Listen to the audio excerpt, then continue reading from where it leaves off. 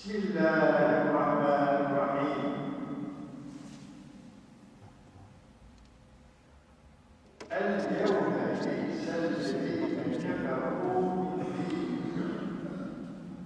فَلَا شَرْكٌ وَحْشَرٌ الْيَوْمَ أَكْمَلْتُ لَكُمْ دِينَكُمْ وَأَتْمَمْتُ عَلَيْكُمْ نِعْمَتِي وَرَضِيتُ لَكُمُ الْإِسْلَامَ دِينًا فَمَنِ اضْطُرَّ فِي مَخْمَصَةٍ غَيْرَ مُتَجَانِفٍ لِإِثْمٍ فَإِنَّ اللَّهَ غَفُورٌ رَحِيمٌ.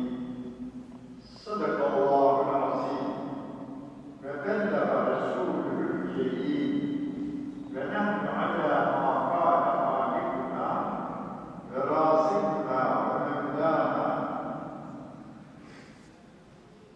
neşşâkirîne şâhidîne kalb-i selim.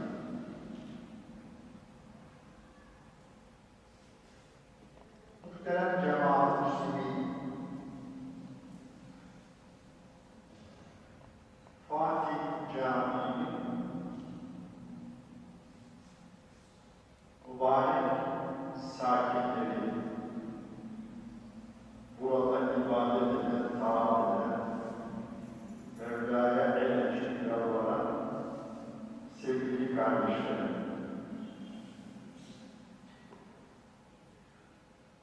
size çok seyrek de olsa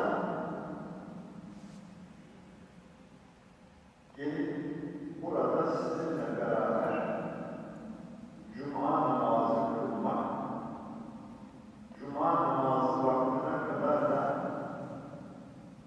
emri ma'ruf, nehy-i münker diye bildirilen Allah'ın emirlerini anlatmak, Allah'ın kullarına haram kıldıklarından Allah'ın kullarını men etmek hususunda sohbet yapmaktayım.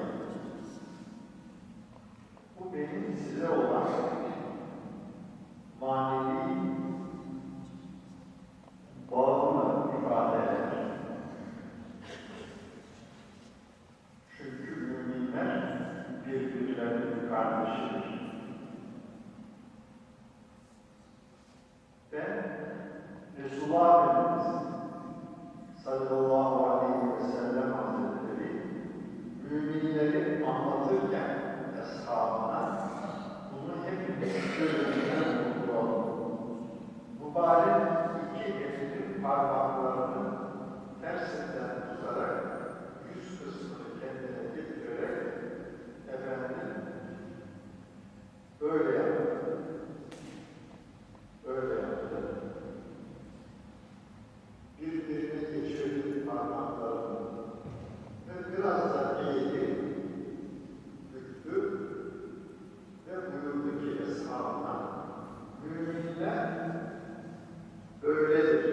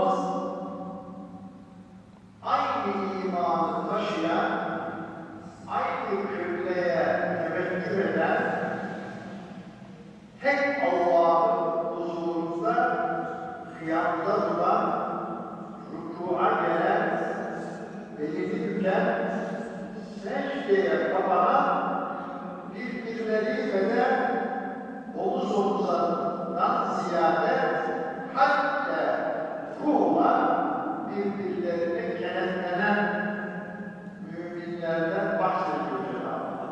Muvaffakiyet namazı.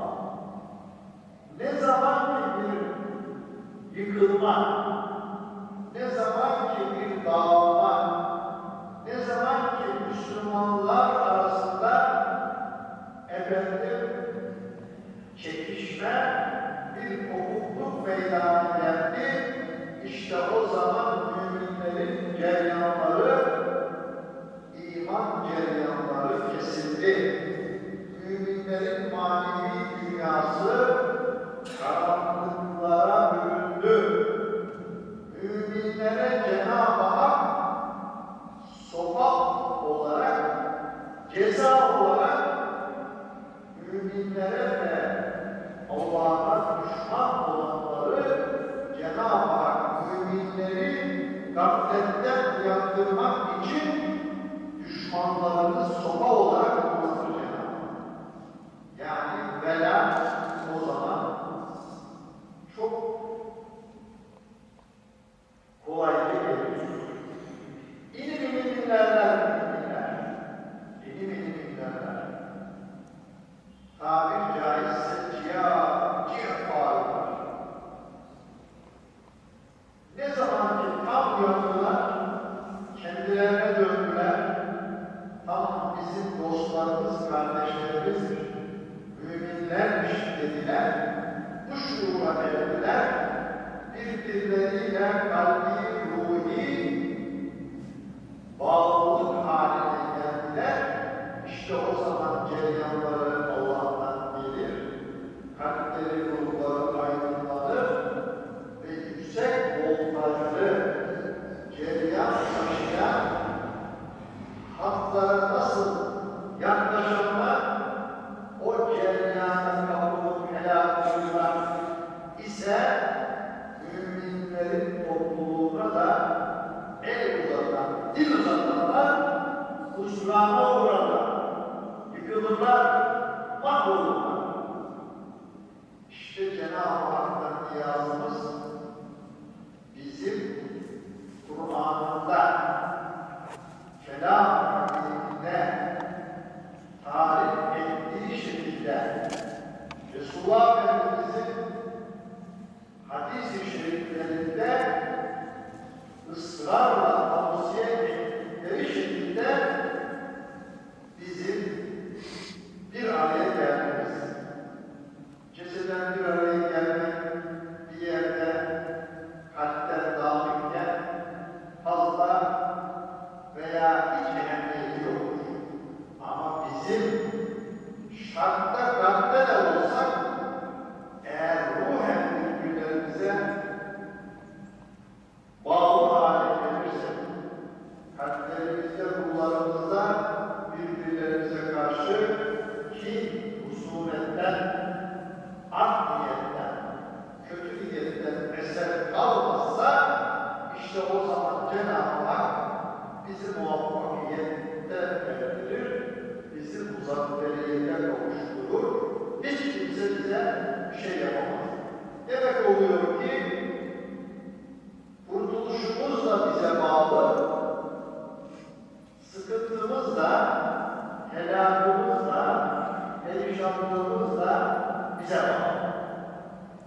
Bizim tevbe ederek birbirlerimizde, yani müminler birbirlerinde ruhen fani olmamıza bağlı, yok olmamıza bağlı.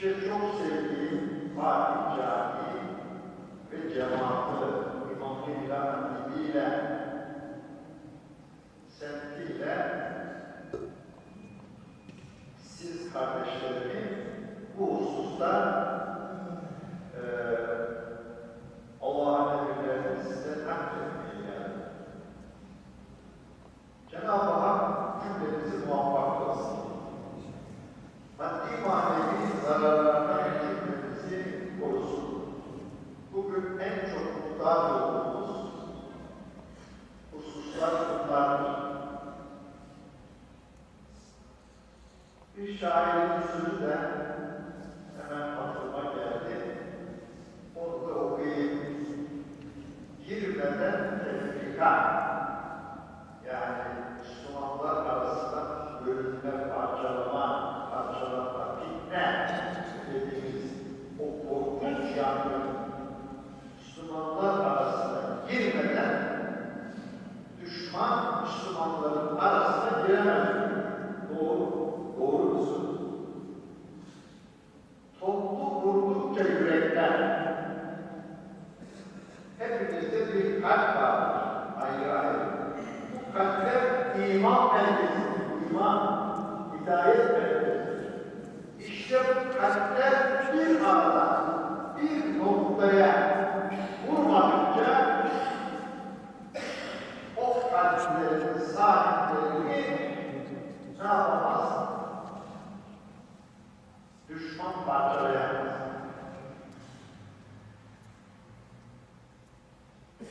Top da atsalar tesir etmez düşmanlar. Hatta atom da atsalar parça parça olurlar ama cesetleri, kalpleri bir noktada vurmaya devam eder. Muvaffakiyet buna bağlı. Görüyorsunuz memleketimizde olup bitenleri. Akşamdan beri televizyonlardan, radyolardan biliyorsunuz, gazetelerde biliyorsunuz. Düşman içimizde elini kolunu sallayarak geziyor. Hem de bize bizdenmiş gibi gösteren, bizim gibi kelime-i okuyarak bizim içimizde dolaşıyor. Bunları iyi anlamak, nur basiretle diliyle, ilmi okuyup, kıble ehli deyip kalbiyle düşmanın uşağı haline gelmiş olan, düşmanın memuru haline gelmiş olan Allah düşmanlarına iyi teşhis etmemiz lazım. Onu teşhis edemezsek bu da iman nuruyla olur, firasetle olur. O zaman düşmanımızı dost kabul ederiz ve de düşmanlarımız bizi saf olduğumuz için avlar ve bizi perişan eder. Hadiseler çok vahim. İkinci cihan, birinci cihan harbi oldu, ikinci cihan harbi oldu. Çok canlar toprağa gitti, ruhlar gideceği yere gittiler. İslam memleketleri ekonomik noktada, maddi manevi noktada çok büyük zararlara uğradılar. Onun yarasını artık sardık. Çok şükür bükülen belimiz tekrar doğruldu. Madden mani. Derken düşmanlarımız tekrar dışarıdan içeriye hülul ederek içerideki düşmanlarla dışarıdakiler kucak ederek en birliği, söz birliğiyle bizim doğrulan belimizi tekrar kırmak istiyorlar.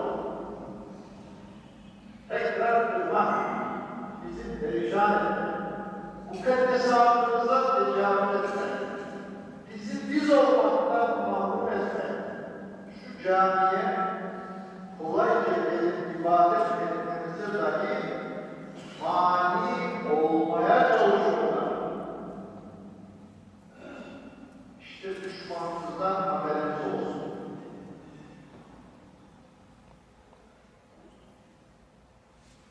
Çok şükür bir hayır mesafe kat ettiler. Ama akrep yapacak. Ama biz de insan olarak insanlığımızı yapalım. Peygamberimiz olan hürmetliğimizi icra edelim. Allah'ımıza kulluğumuzu halisen niyetiyle icraya çalışalım. Bir söz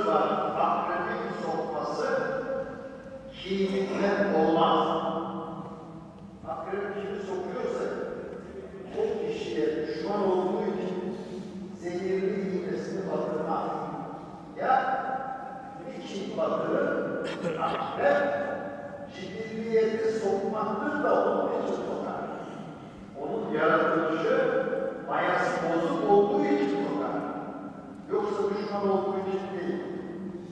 İşte buna dikkat etmek lazım. Bugün size buraya muhterem hocam, Muhterem hocamızla telefonla konuştuktan ve buraya gelmeyi kararlaştırdıktan sonra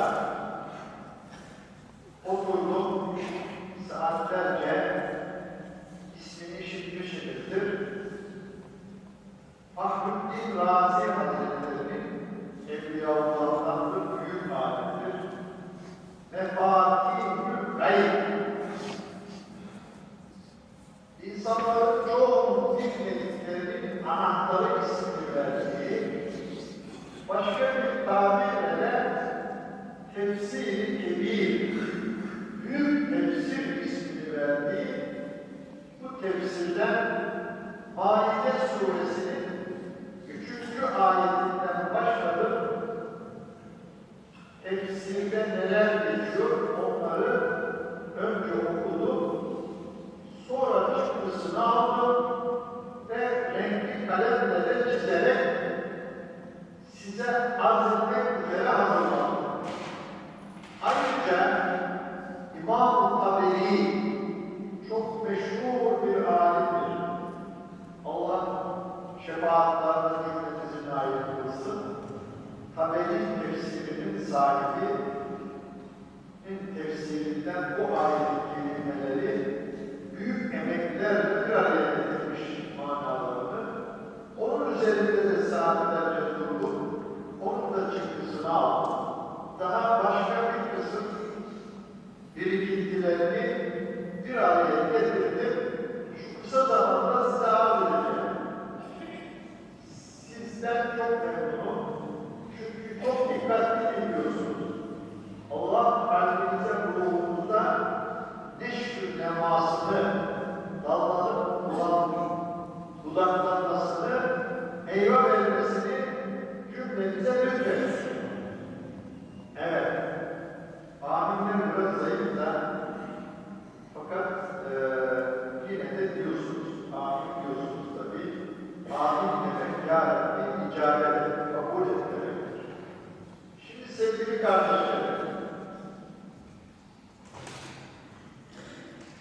Hz.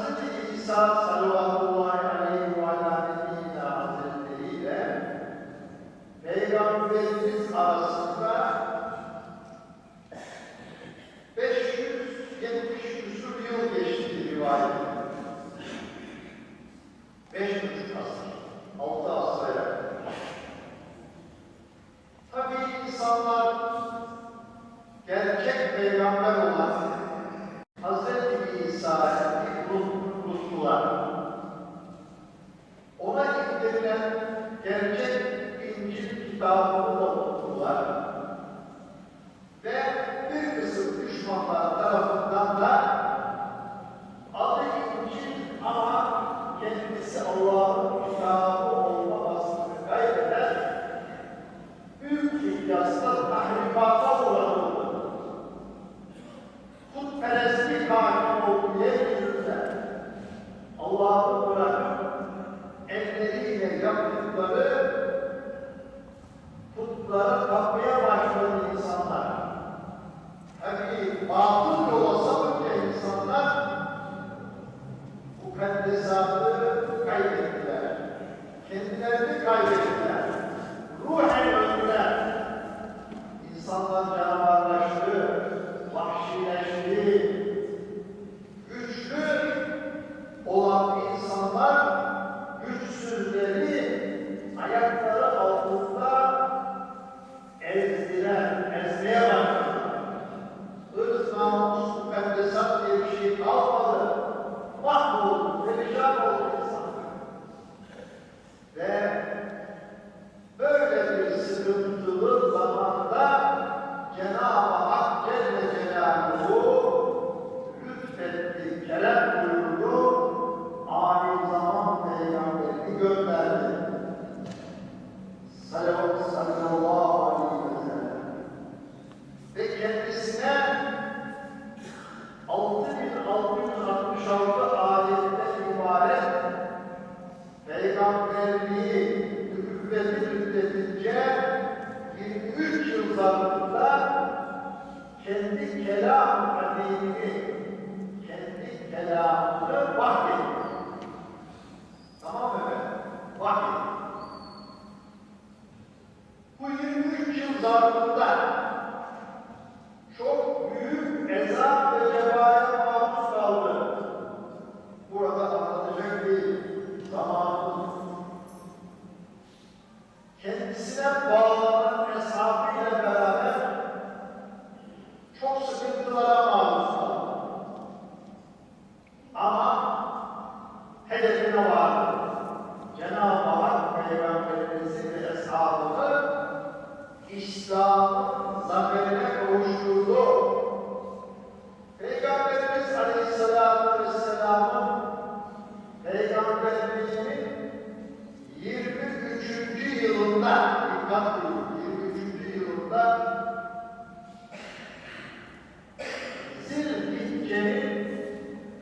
Zilhicce ayının Arabi aylardan halen şimdi Zilhicce ayının içindeyiz. 17 ve 18 gününe geldi. 8. günü Peygamberimiz Aleyhisselatü Vesselam Usman adında bir devenin üzerinde kadın erkek eshab-ı kiram ile birlikte Hicaz'da buluştular. Arafat'ta vakfeye durdu Allah'ın Resulü. Devenin üzerinde. Ama bu sefer zafere kavuşmuş, esaretten kurtulmuşlar Müslümanlar ve yaşadıkları İslam muvaffakiyet hasıl olmuş. Maide suresinin 3. ayetinde Cenab-ı Hak bu hususu bildiriyor. Müslümanların maddeden manen bayram yerine bayram yapmak üzere toplandıkları bir gün. Hangi gün? Arefe günü. Geçtiğimiz Cuma günü. Bugün geçtiğimiz Cuma günü. Peygamberimiz o mübarek kamurenin devenin üzerindeyken size okuduğum ve temsilini yapmak üzere hazırlandı. Bu ayetler nazil oldu. Ayetlerin taşıdığı manevi ruh, nur, feyiz ve bereketle deve Peygamberimizi ve ayetleri taşıyamaz hale geldi.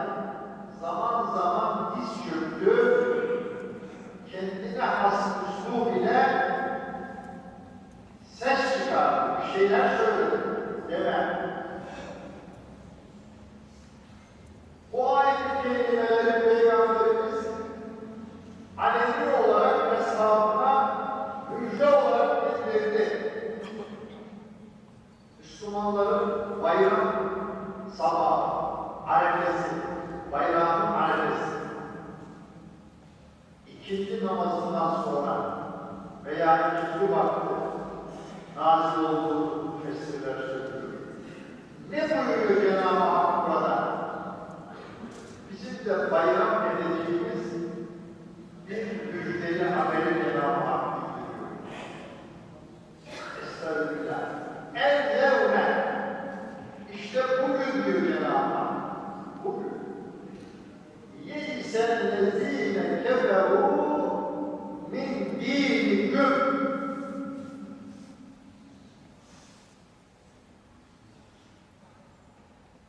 Kâfirler hakkı batılla örten, yolunu şaşırmış, şirke sapmış kâfirler ümitlerini kestiler. Neden kestiler? Min dîniküm, sizin dininizden, son peygamberimizden ve son peygambere indirilen Kur'an'dan ve İslam'dan artık ümit iplerini kestiler dedi Allah. Ne demek? Artık Müslümanları boğamayacaklar. Tarih sahnesinden silemeyeceklerini, İslam'ı yok edemeyeceklerini yakinen anladılar. En şöyle tefsir etmiş İmam Kurtubi. İn kata'a tamamul ahzab ve ehlül küfür ve cuhud. Düşman orduları, kadınlı erkekli, ehli küfür ve inkar ehli olan Allah düşmanları, ey müminler, sizin dininizi yok edemeyeceklerini anladılar, şirklerini artık tekrar hakim kılamayacaklarını yakinen anladılar, ümitlerini yitirdiler diyor Cenab-ı Hak. Tekrar bunları şirket döndüremeyeceğiz diye kat'i bir kanada vardılar. Bu ayet Cuma günü nazil oldu. Geçtiğimiz haftada Cuma'yı biliyoruz. Haccımız neydi? Hac-ı Ekber.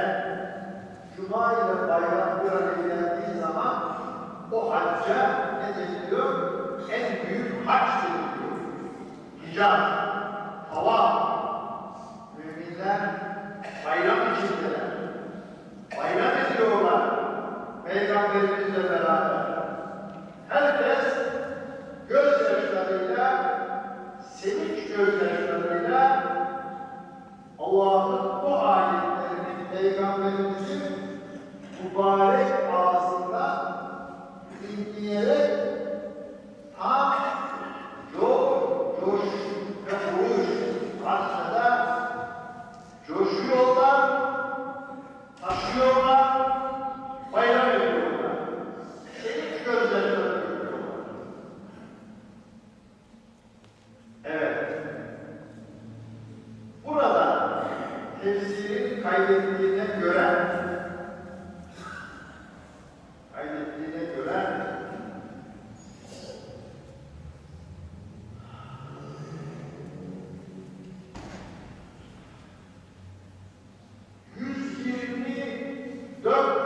civarında kadınlı erkekli sahabe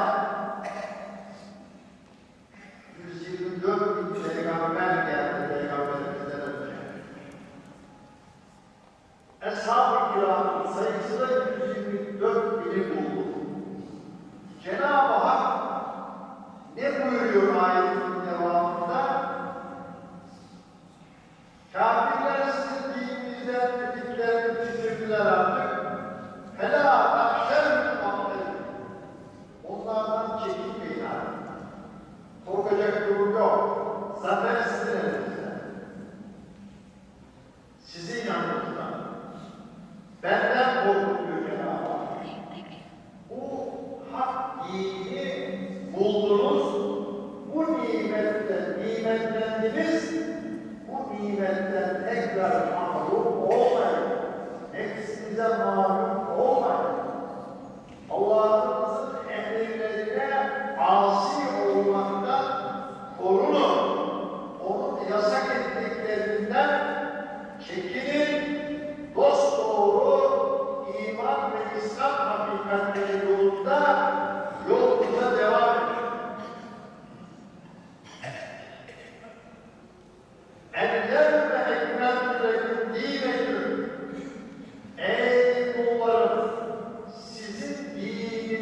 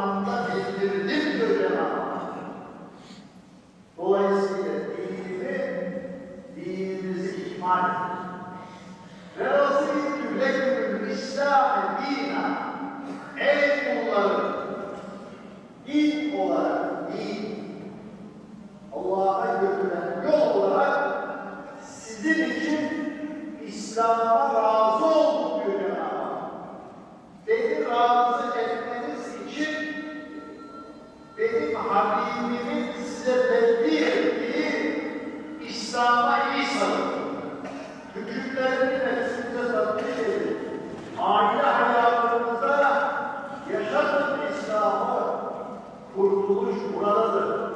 Ben ancak buna razı olurum. Bunun dışında bir yoldan asla razı olmam buyuruyor Cenab-ı Hak.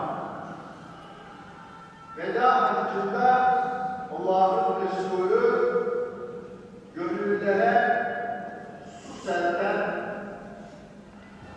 müthiş ve mühim konuşmalar yapar. O da kayıtlara geçti. Alimci tefsiri sahibi rahmetullahi tefsirini görüyor. Cenab-ı Hak dinini ikmal ettiğine göre, haramı helal bildirdiğine göre sonradan hiçbir katkıda bulunamaz kimse. Bu salayet tarihinde. Bazıları efendim işte şarkılar, türküler, çalgılar, şenliler de olsa olmaz mı? Zamanımızdaki bir kısım kafirlerin yaptıkları gibi salavat-ı şerifleri çalgı eşliğinde, hümbelek eşliğinde, def eşliğinde, tambur eşliğinde çaldıkları gibi bu sapıkları, bunlar sapıktır bu yapanlar. Allah ve Resulü yolundan uzaktırlar. Eğer diyor Cenab-ı Hak çalgılı çektiği şeyleri kullarının hayrına bilseydi, Kur'an'da ondan da bahsederdi diyor. Olmadığına göre İslam'da olmayan şeyler sonradan İslam'a sokulamaz. Bid'at olur. Bid'at ise insanı nurundan mahrum eder, nursuz bırakır. Dolayısıyla Allah ve Resulü'nün Kur'an'da ne buyuruyorsa Allah'ın Resulü'nün tefsiridir. Hadis-i şerifler Kur'an'ın tefsiri. Dolayısıyla buna uymak, bu çizgiyi takip etmek, hem de ikna ile takip etmek lazım. Sevgili kardeşlerim, ezan Muhammed'i okunmaya başladı. İşte bu Zilhicce ayının ilk 10 günü içerisinde İslam'ın zaferi bizzat Peygamberimiz tarafından 124 yıl sahibiye ilan edildi. Hem de Arefe günü hem de Cuma günü. Onun için hac mevsiminde yapılan dualar yeryüzündeki Müslümanların da ellerini açarak Ya Rabbi Arafat'ta vakfı yapılan mümin kardeşlerimizin dualarına benim bu duamı ilhak edildiğine halisane dua edildiği takdirde duaları kabul ediliyor. Orada Arafat'ta vakfı yapılmak haccın şartıdır. Orada ziyaret tavafı, kurban vacip, Müzdelife'ye gitmek o da şartlarından, Mine'ye gelmek, kurban kesmek, şeytanı taşlamak, yani Allah'ın düşmanını bir sembol olarak Allah'ın düşmanına karşı taş atarak nefretimizi, alakamızı kestiğimizi ilan etmek manasındadır. Taş etmek demek. Ondan sonra ziyaret tavafında Hacer-ül Esad, buraya daha çok dikkat etmenizi rica ediyorum. Hacer-ül Esad diyorum bakın. Esved demiyor. Esved halk arasında siyah harfler. Halbuki Hacer-ül Esad'ın cennetten alınarak Beyt-i Muazzam'ın kenarına konduğunu, tavaf ziyaretinin oradan başlaması lazım dediğini bizzat Cenab-ı Hak tayin etmiştir. Hacer-ül Esad güzel taş demektir. Siyah taş demek yanlıştır. Manası ne? Peki Hacer-ül Esad'a gidip böyle yapıyoruz.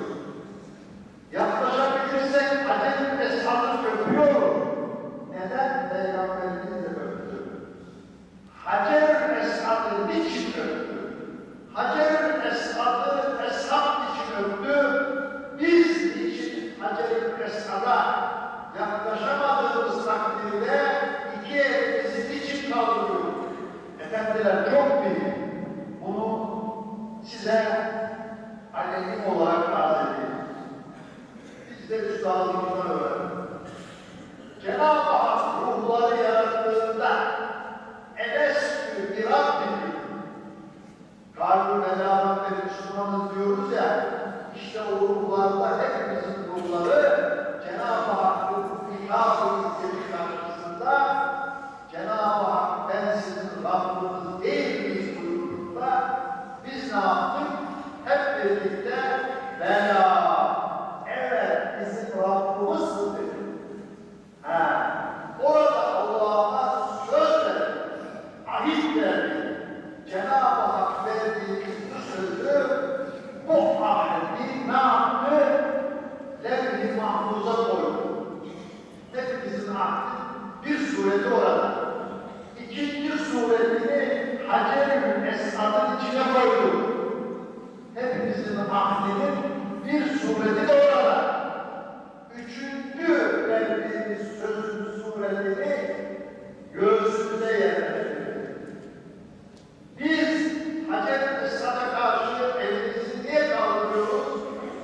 Manası şu: Ya Hazreti Allah, alem-i ervahta size verdiğimiz sözün bir sureti Levh-i Mahfuz'da, bir sureti Hacer-i Esvad'da, bir sureti de göğsümüzde, üç ahdimizi verdiğimiz sözü de karşılaştırıyorum, sözünde duruyorum.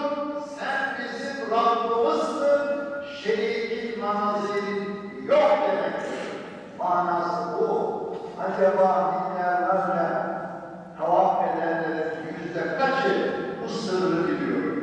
Ya, onun için bu sırrı size faş etmeye geldim, anlatmaya geldim.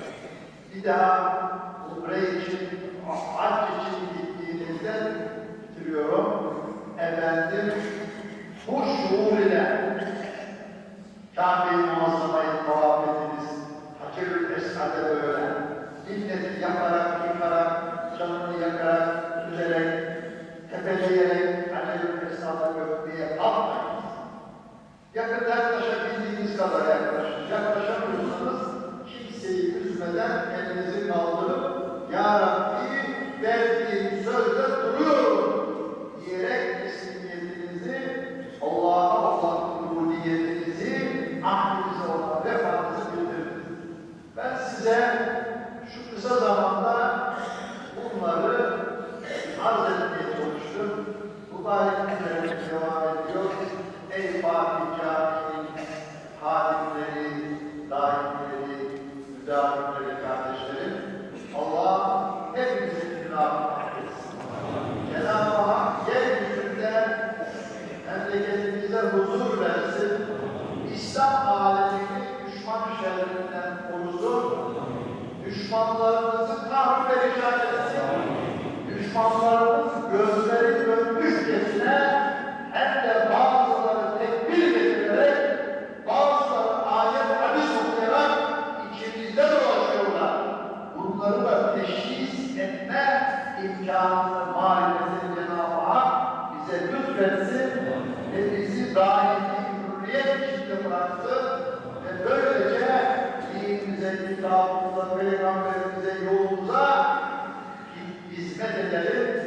Çoluk çocuğumuza kıyamete kadar geleceklere de Cenab-ı Hak bu hürriyeti, bu hidayeti bahşetsin sevgili kardeşlerim. Allah hepimizin yardımcısı olsun. Düşmanlarımıza fırsat vermesin. Düşmanlarımızı iyi tanıyınız.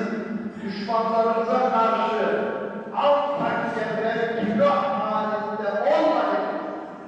Çünkü eşiddâhu alel-küffâr, müminleri Cenab-ı Hak düşmanlara karşı çok şiddetli, ruhamâ-u beynehum, kendi aralarında birbirlerini çok sevenler diye, sıcaklar diye bildiriyor Cenab-ı Hak. İmanın şartı da bu. Düşmana karşı şiddetli, birbirimize karşı